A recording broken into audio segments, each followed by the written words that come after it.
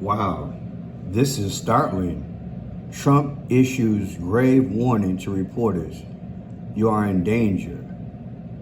This just came out from the Daily Beast. The Daily Beast. Good morning, ladies and gentlemen. I am Franchise Pearson, and welcome again to my channel. It is Saturday. Happy Saturday, June 21st of 2025 at 8:20 in the a.m. There is a lot going on in the world, as you know, and I have been pounding the mental pavement in relation to all things Trump and the WAR and the progression of it, giving Iran 14 days, yes. But I found something this morning which troubled me, and I believe it's a sign, and I believe it's a cue. I added that to my 5 C's of clues, codes, colors, the confirmation time, which includes the dates and conclusion. They're cueing us in, and they're doing it gradually.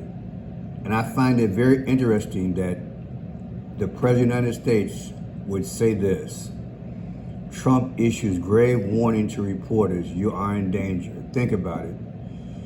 It's very important to look at the sequence of information once a prominent figure like the President of the United States gives warning to another country in relation to their ally, which is Israel.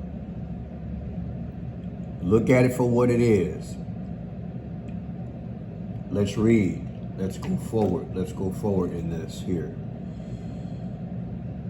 President Donald Trump delivered a stark warning to a group of reporters interviewing him at an airfield in New Jersey, telling them that they were in danger. The president was fielding questions about Israel conflict with Iran after announcing on Thursday that he had given himself a 2-week deadline to decide on whether to attack Iran. Quote, "Are you worried Iran's proxies would wage terror attacks against American targets abroad if you order military action?" a reporter asked. "We're always concerned," Trump said, "about that, and we have to take them out and be very strong," Trump began, before his response took a seemingly dark turn. Quote, "You're even in danger talking to me right now," he said. "Do you know that? You are in danger talking to me right now. So I should probably get out of here. But you guys actually are in danger. Can you believe it?" An actual quote, people. Look, Trump, "We're always concerned about that, and we have to take them out and be very strong," Trump began, before his response took a seemingly dark turn. A dark turn, people. "You're even in danger talking to me right now," he said. "Do you know that? You are in danger talking to me right now. So I should probably get out of here. But you guys are actually in danger. Can you believe it?" People, as I'm reading this, you know what goes through my mind? Like, hey, I'm a martyr. I'm going to be a martyr. I'm going to take one for the team. I'm going to wind up being a hero. I'm going to be unalive. This is what I'm getting. I'm getting this feel that, hey, I'm going out in a blaze, and I'm warning you that I'm in danger. We shouldn't stand here long talking, and you're in danger as well. So let's cut this thing short. It's amazing that, again, I got to add it to the 5 C's. Do you think they're cueing us in? They're cueing us in. You know, you take your cue, you're on a movie set, a cue you eat, they're cueing us in. This is crazy, people. Interestingly, this isn't the first time that Trump has offered danger as a reason to end an interview. Back in August, Trump cut short a conversation with Newsweek while he was near the U.S.-Mexico border because he was worried that authorities hadn't found a man who threatened his life. Quote, "Can I tell you something?" he said. "Then we're in danger standing here talking, so let's not talk any longer.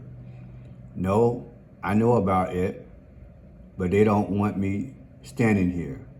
They don't want me standing here either." People, look at it like this. If you know you're in danger, why are you out there? I'm just going to keep it real. If you know you're in danger, why are you out there doing those kind of interviews? I mean, common sense would be the orchestrators who are around him, you know what, we're going to go into a closed, quote unquote, sealed environment, and we're not going to let everybody know what the next steps are. And we're going to fake out the press and think that they're going to be outside, quote unquote, ambushing us for an interview. No, we have a designated shielded area for the president. And they should do that. What do you think going forward? This is what, look, if they've already told him he's in danger, why is he outside?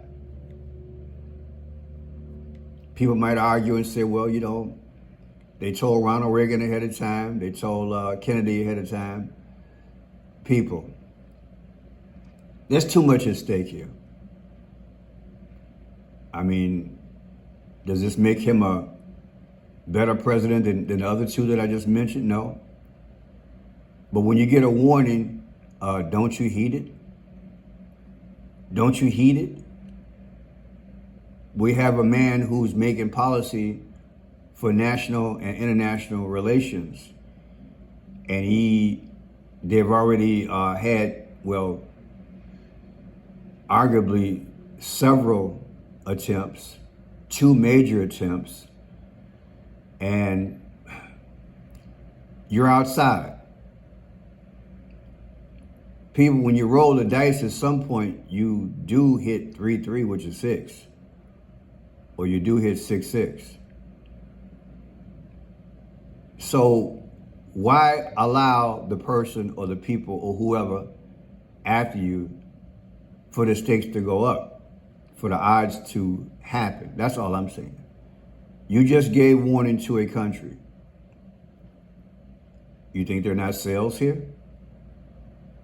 Whatever you want to call them, you don't think they're sleeper cells? You don't think that someone who has been our opponent for decades would not plan and pre-plan and adjust the plan?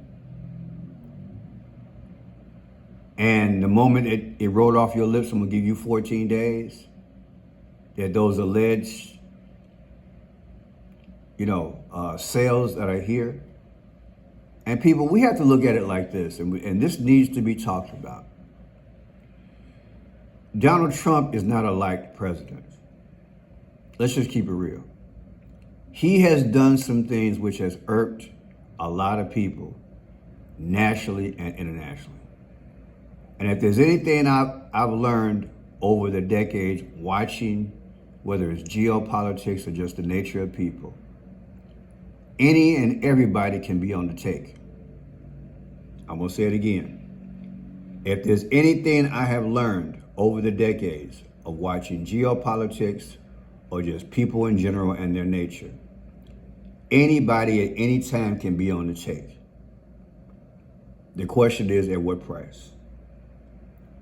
God knows how many illegals are truly over here. I mean, people in Chicago, I have grown up in neighborhoods where somebody would beat you up for a gram, okay?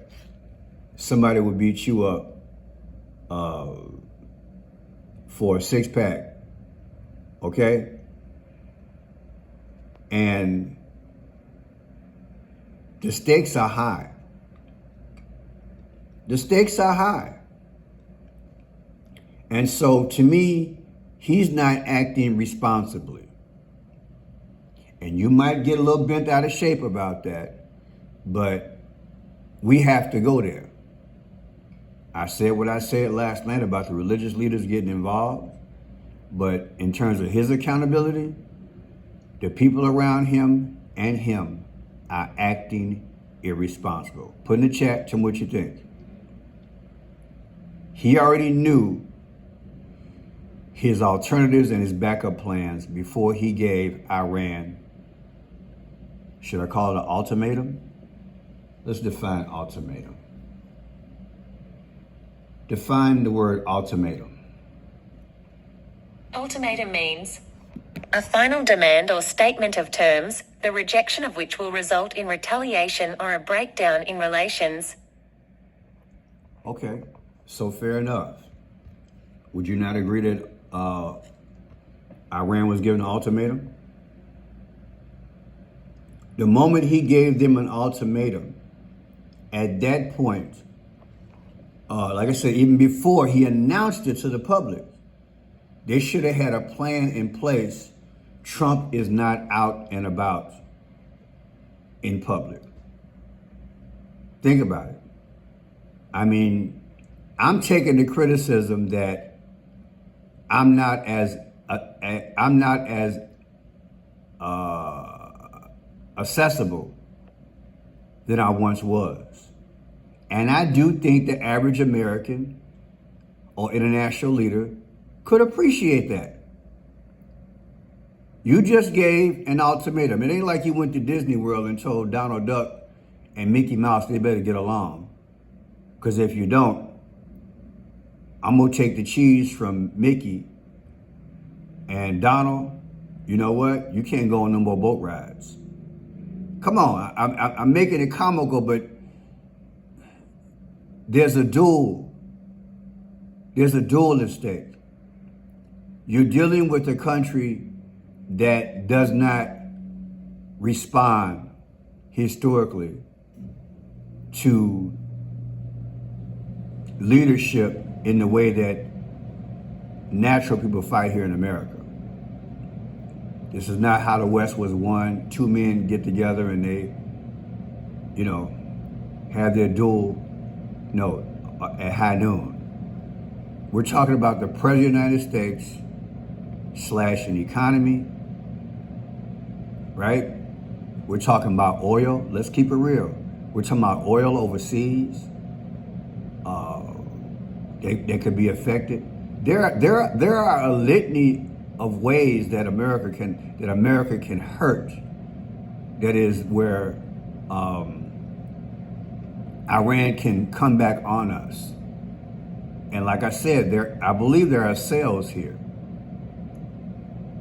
I mean, people, let's go back a little bit. Let's go down. Use your better judgment on this.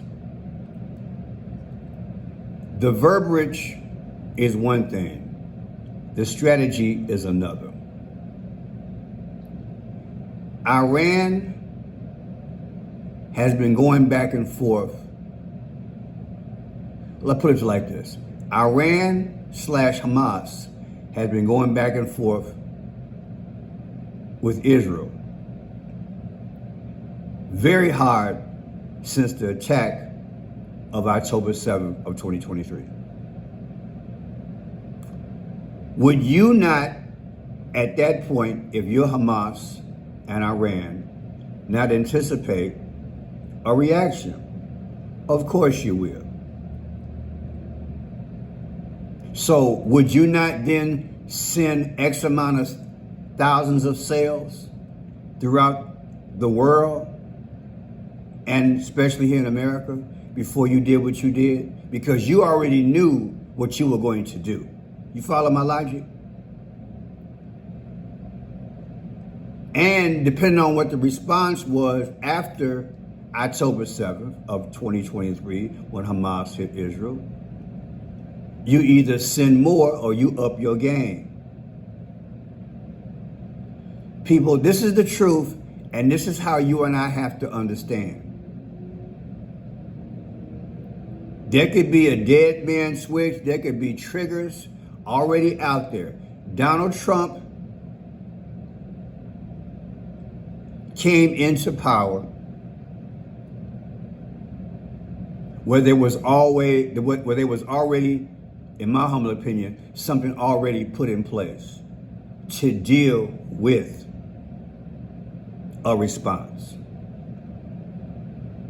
And if you don't think that the Iranians and Hamas was looking at that election, planning that Donald J. Trump would possibly be President of the United States, looking historically how he responds to things, looking at his no-nonsense policies, people, let me say this to you. I'm gonna get my numbers right. How many people are in Iran? How many millions of people? Here's what I found. We're gonna go into this, people. I just wanna make some points this morning, okay? What is the population of Iran?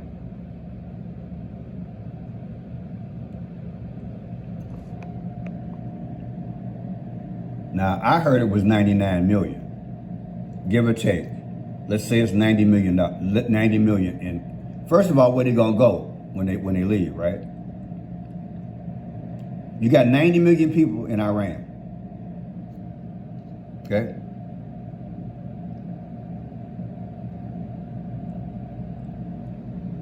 $92. Here's an update. 92 million. People, you got 92 million people. There are people who are going to fight to the death. They're going to plan. And many of them have got to be older people who have experienced America since 9/11. You don't have an area, arguably, that either knows or participated or has relatives or an association with those who did the 9/11 and not plan accordingly in relation to the times and the election of the United States.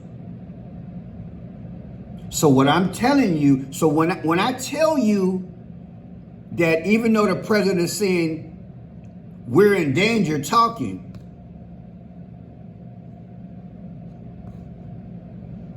he's acting irresponsible. Do you understand what I'm saying now?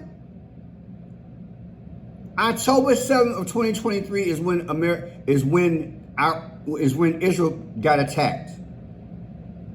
And again, for the sake of argument, you think Iran just woke up one day and said, hey, I'm gonna hit them from air, land, and sea? Come on, man. You have an opponent with arguably the biggest and the best army in the world. That's what Trump said. I don't doubt that. But it don't matter how big and bad you are if your strategy stinks. That's all I'm saying.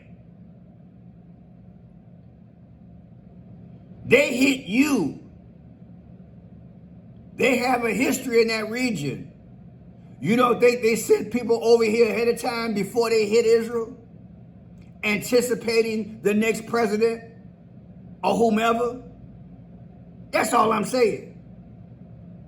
And now that you got intel that you've had X amount of attempts, you still out there giving interviews?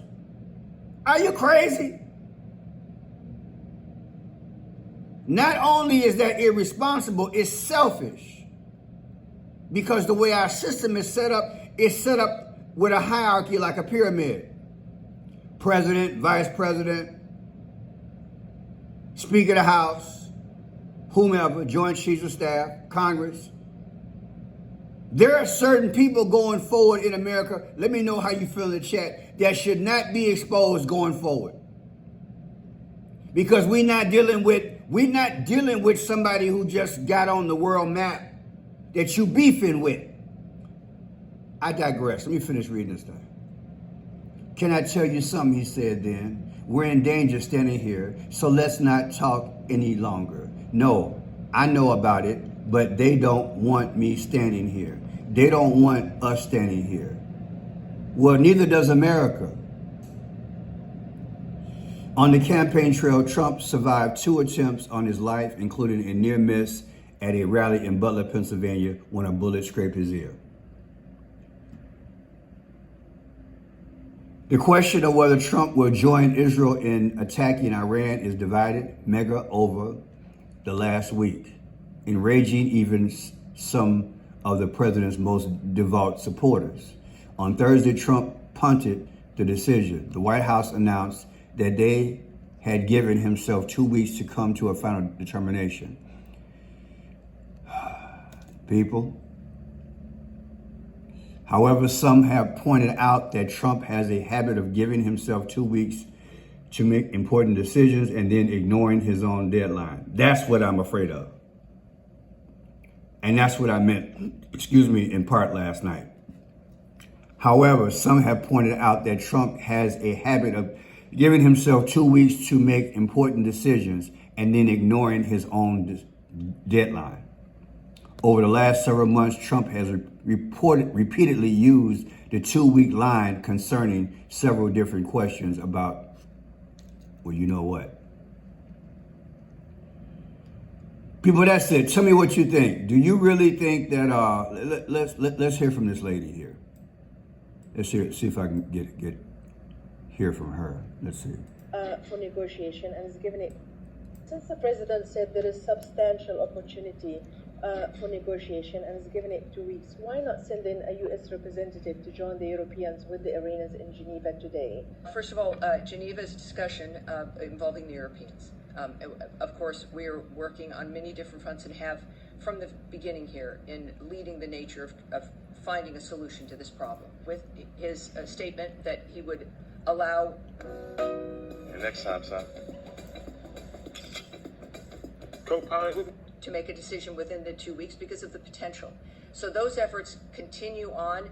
How we're pursuing those efforts are up to the president, and he's making those decisions and anticipates that it might be worth waiting those 2 weeks. But other than, I can't characterize the why or the how. But I think it's important. One thing I think of the many that Americans have learned about President Trump is to believe what he says, to know that he'll deliver, and to not second guess the nature of the choice. But wait a minute. She asked you about sending in a person, or if I'm not mistaken, a delegation. What happened to Wilcox? What's his name? Wilcox? What happened to him? What did Trump had? I did a video a few weeks ago, but about a month ago, Wilcox, the greatest negotiator ever in the Middle East. We're going to make this happen. What happened to him? People, this thing is dumb. It's irresponsible and it's selfish. And he's going out as a martyr. What did I say? He's going out as a martyr. You can't, you're out in public. Put in the comment section, let me know what you think. Do you think that him, J.D. Vance, and even the Secretary of State, and who else we got in the mix? Speaker of the House, do you think they should be out in public giving interviews? I would say no.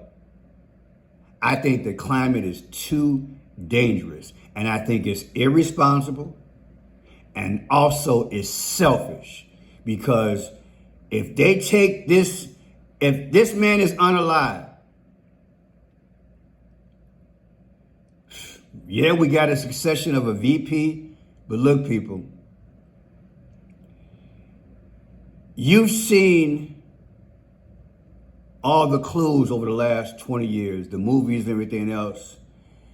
This could be a situation where we wind up having multiple people or multiple events. Because people look at it like this. It is no longer about or isolated about one man.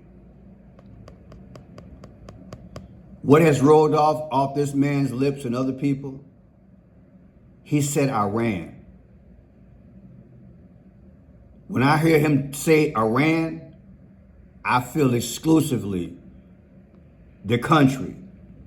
Anytime you have 90 million people, you tell them to evacuate. Let's keep it real. Anytime you tell 92 million people to evacuate, you're talking about a whole population. Do you understand where I'm going with this? You told 92 million people to evacuate. Well, you know what? If you're talking to a country, they're no longer looking at you. They're looking at how they can take care of America. That's what I mean by him being selfish.